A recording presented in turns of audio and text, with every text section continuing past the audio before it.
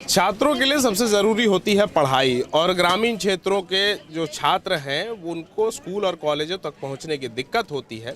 इसीलिए सिल्ली के विधायक सुदेश महतो आज सुप्रीमो हमारे साथ हैं क्योंकि उन्होंने एक बस सेवा शुरू की है जो सुदूरवर्ती ग्रामीण इलाकों से बच्चों को उनके शिक्षण संस्थानों तक पहुँचाएगी।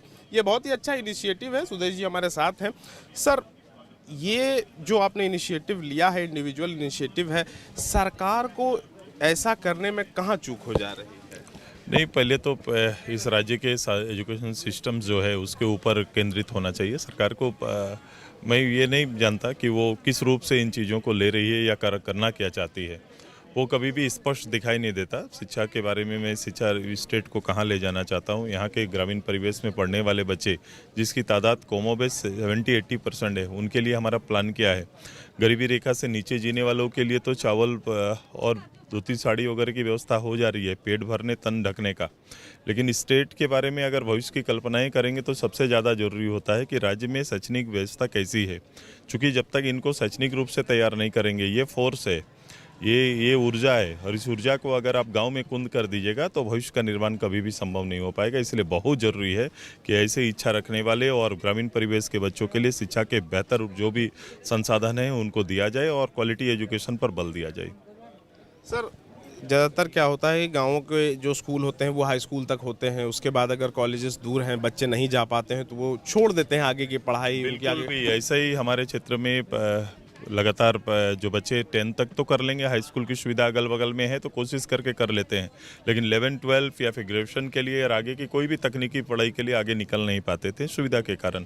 चूँकि अधिकतर परिवार गरीबी रेखा से नीचे जीने वाला परिवार है, मजदूरी करने वाला परिवार है, खेतीहर परिवार है, जिसके पास इतने संसाधन नहीं है कि परिवार में 4 सदस्य हैं, 3 सदस्य हैं, तो परिवार उन सदस्यों का चूँकि आज शिक्षा सब महंगा हो गया है, आज का पढ़ाई का पूरा सिस्टम ही काफ़ी महंगा है, और इस महंगाई के अंदर में वो अपना घर परिवार चलाने के अलावा दूसरे विकल्प पर सोच नहीं सकते थे। खासकर लड़कियों के लिए, गर्ल्स के लिए तो बहुत कठिन था।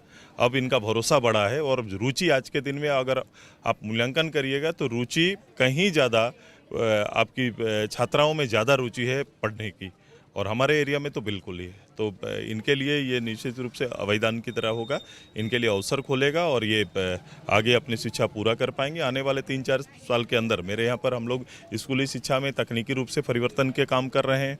हम लोग इनको महाविद्यालय तक पहुँचाने के चल रहे हैं, इनके बेहतर कोचिंग की सुविधा का कार्यक्रम हमारा चल रहा है। तो हम लोग ने एक प्लान किया है कि आने वाले 3-4-5 साल के बाद जो आप देखेंगे, जो पीढ़ी आएगी, जो चुनौती आएंगी, उसमें जो भी नेशनल या फिर स्टेट लेवल की जो भी प्रतियोगिता परीक्षा होंगी, तो आप कहीं ना कहीं ये श्रृंखला, इस लाइन में आप सिल्ली सोनातू राय जोना इस विधानसभा के लोगों को पाएंगे। अच्छा सर, 2 छोटे छोटे सवाल हैं। एक ये कि जो छात्राएं इस बस में ट्रैवल करेंगे उनके एक स्मार्ट पास बनता है जिनके थ्रू ये वो बस से सफ़र कर सकती हैं। तो सबसे पहले इन छात्राओं का चयन कैसे होता है, और दूसरा कि आने वाले समय में और सुदूरवर्ती इलाकों से और कितनी बसें चलेंगी? अभी सोनातू से उसका परिचालन प्रारंभ हुआ, अब वहाँ डिमांड ज़्यादा बढ़ा है। राहे से भी अब प्रारंभ हुआ, बाद में शायद इसकी संख्या ज़्यादा बढ़ेगी।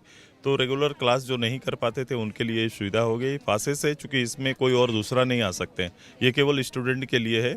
और ये तकनीकी रूप से पूरी तैयारी के साथ किया हुआ है। यहाँ सारा चीज़ आप CCTV से लेकर वाईफाई सिस्टम तक यहीं पर है, तो बच्चे यहाँ बैठकर इस चेयर में भी अपना क्लास अटेंड कर सकते हैं।